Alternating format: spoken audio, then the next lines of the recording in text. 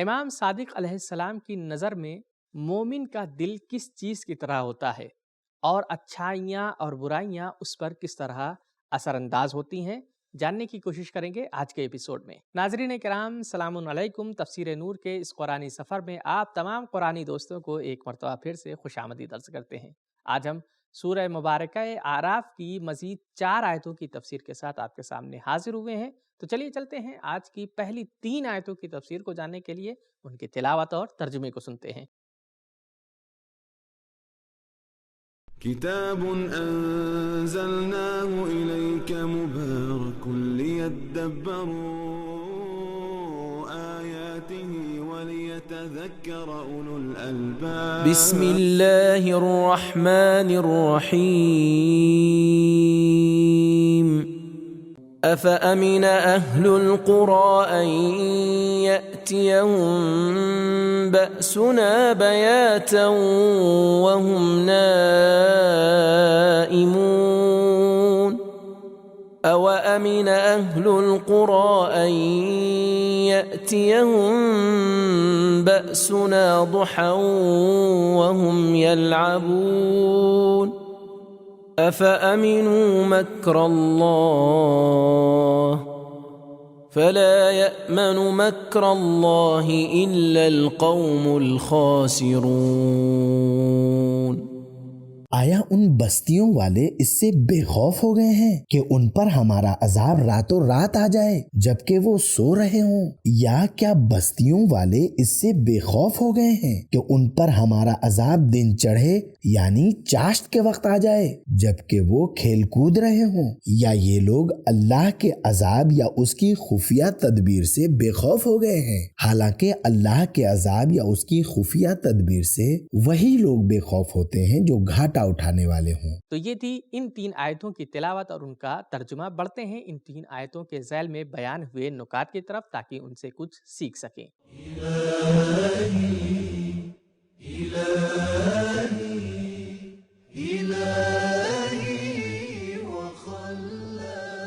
نکات۔ اگرچہ مکر کا لفظ اردو اور فارسی زبان میں مکاری، عیاری اور غلط قسم کے ہیلے بہانے کے معنی میں استعمال ہوتا ہے، لیکن اس کا حقیقی اور لغوی معنی اصل مقصد سے روکنے کے لیے تدبیر اور راستہ نکالنا ہے، چاہے وہ حق کے لیے ہو یا باطل کے لیے ہو۔ مکر خدا کا مطلب ہے کہ اس کی ایسی تدبیریں جن سے کفار کے سارے منصوبے ناکام ثابت ہو جائیں۔ پیغمبر اور معصوم امام بھی خود کو محفوظ نہیں سمجھتے تھے، مسلسل اپنے اعمال کے بارے میں فکر مند رہتے اور ان کی حفاظت کرتے تاکہ کہیں ایسا نہ ہو کہ ان سے کوئی غلطی سرزد ہو جائے۔ لہٰذا پیغمبر اکرم نے فرمایا، انی اخاف ان عصیت ربی عذاب یوم عظیم، سورہ انعام آیت نمبر 15۔ راوی کہتا ہے کہ میں امام جعفر صادق علیہ السلام کے پیچھے نماز پڑھ رہا تھا۔ امام نے نماز میں یہ جملہ کہا، اللہم لا تؤمنی مکرک، خدایا مجھے اپنے مکر سے غافل اور مطمئن نہ کر دے۔ پھر امام نے فرمایا، فلا یأمن مکر اللہ الا القوم الخاسرون، تفسیر نمونہ۔ حضرت علی علیہ السلام فرماتے ہیں، اس امت کے نیک افراد کو بھی خود کو امن و امان میں تصور نہیں کر لینا چاہیے، کیونکہ اللہ تعالیٰ فرماتا ہے، فلا یأمن مکر اللہ الا القوم الخاسرون، نہج البلاغہ حکمت نمبر 377۔ حقیقت میں خود کو خدا کے مکر سے محفوظ نہ سمجھنے کا مطلب اپنی ذمہ داریوں کی طرف توجہ کرنا ہے اور ان کو انجام دینے میں کوتاہی کرنے سے ڈرنا ہے۔ تو ناظرین، یہ تھے ان 3 آیتوں کے اہم نکات۔ اب جاننے کی کوشش کرتے ہیں ان 3 آیتوں کے ذیل میں کیا پیغامات بیان کیے گئے ہیں۔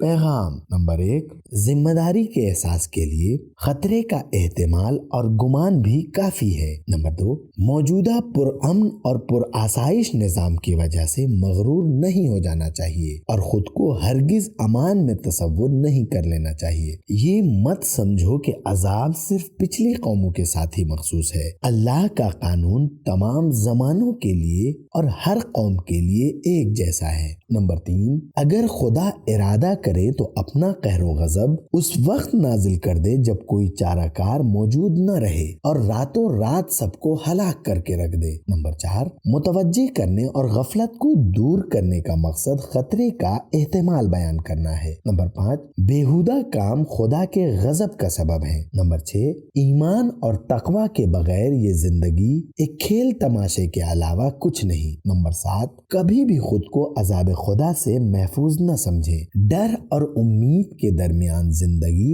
اچھی ہوتی ہے۔ نمبر 8، جو لوگ خدا کے قہر اور اس کے مکر سے بے پرواہ ہیں وہ خسارے میں ہیں۔ تو یہ تھی آج کے ایپیسوڈ کی 3 آیتوں کی تفسیر۔ اب جانتے ہیں آج کے ایپیسوڈ کی آخری آیت یعنی آیت نمبر 100 کی تفسیر کو، اور سنتے ہیں اس کے تلاوت اور ترجمے کو۔ أَوَلَمْ يَهْدِ لِلَّذِينَ يَرِثُونَ الْأَرْضَ مِنْ بَعْدِ أَهْلِهَا أَنْ لَوْ نَشَاءُ أَصَبْنَاهُمْ بِذُنُوبِهِمْ وَنَطْبَعُ عَلَى قُلُوبِهِمْ فَهُمْ لَا يَسْمَعُونَ۔ کیا ان لوگوں پر جو پہلے اہل زمین کی تباہی کے بعد زمین کے وارث بنے ہیں یہ بات واضح نہیں ہوئی ہے کہ اگر ہم چاہتے تو ان کو گناہوں کی وجہ سے کسی مصیبت میں مبتلا کر دیتے اور ان کے دلوں پر ایسی مہر لگا دیتے کہ وہ سن سمجھ نہ سکیں۔ تو ہم نے آیت کریمہ کی تلاوت اور ترجمے کو سن لیا ہے۔ جاننے کی کوشش کرتے ہیں اس آیت کے ذیل میں کیا نکات بیان کیے گئے ہیں۔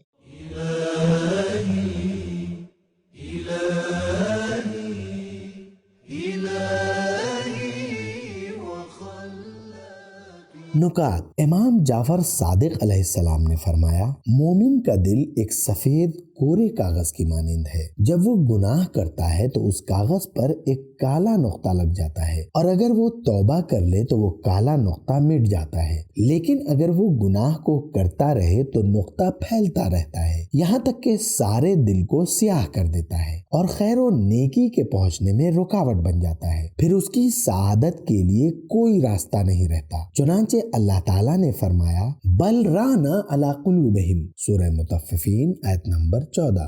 گناہ اور بدی اس کی عادت اور طبیعت کا حصہ بن جاتی ہے۔ تفسیر اثنا عشری، جب انسان کسی غلط راستے پر قدم رکھتا ہے، اس پر اصرار کرتا ہے، گمراہ عمل کا تکرار کرتا ہے، تو وہ برائی اس کے دل و جان پر ایسے نقش ہو جاتی ہے کہ پھر وہ اس کی عادت اور صفت بن جاتی ہے، پھر وہ کسی قسم کی ہدایت کو قبول کرنے کی صلاحیت کھو دیتا ہے۔ اس تاثیر و نفوذ کو اللہ تعالیٰ نے جو کہ سبب ساز اور سبب سوز ہے یوں قرار دیا ہے۔ اس بنا پر انسان خود اپنے ارادے کے ساتھ خود کو اس مرحلے تک پہنچاتا ہے۔ تفسیر نمونہ۔ تو ہم نے آیت کریمہ کے نکات کو جان لیا ہے۔ اب بڑھتے ہیں آیت کریمہ کے پیغامات کی طرف اور اس سے واقفیت حاصل کرتے ہیں۔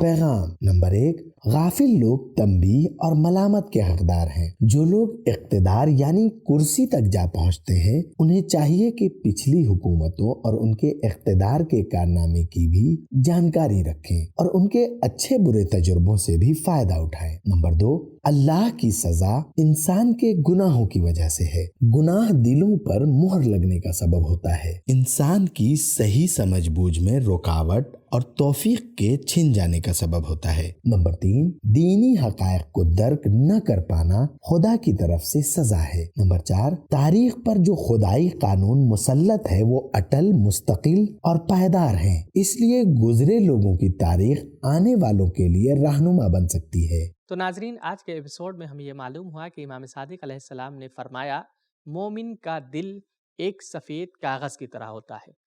اگر وہ کوئی گناہ کرتا ہے تو اس پر ایک کالا نقطہ پڑ جاتا ہے، جس کا اثر یہ ہوتا ہے کہ وہ دھیرے دھیرے انسان کے دل کو کالا کرنا شروع کر دیتا ہے۔ لیکن اگر مومن توبہ کر لے تو وہ نقطہ اپنے آپ ختم ہو جاتا ہے۔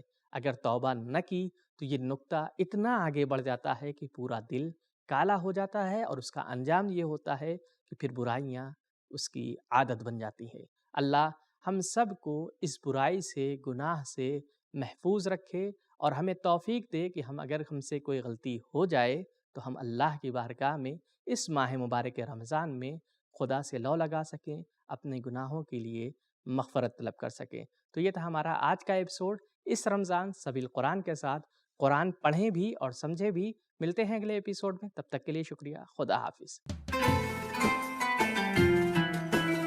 سبیل قرآن، قرآنی سماج کی پہچان۔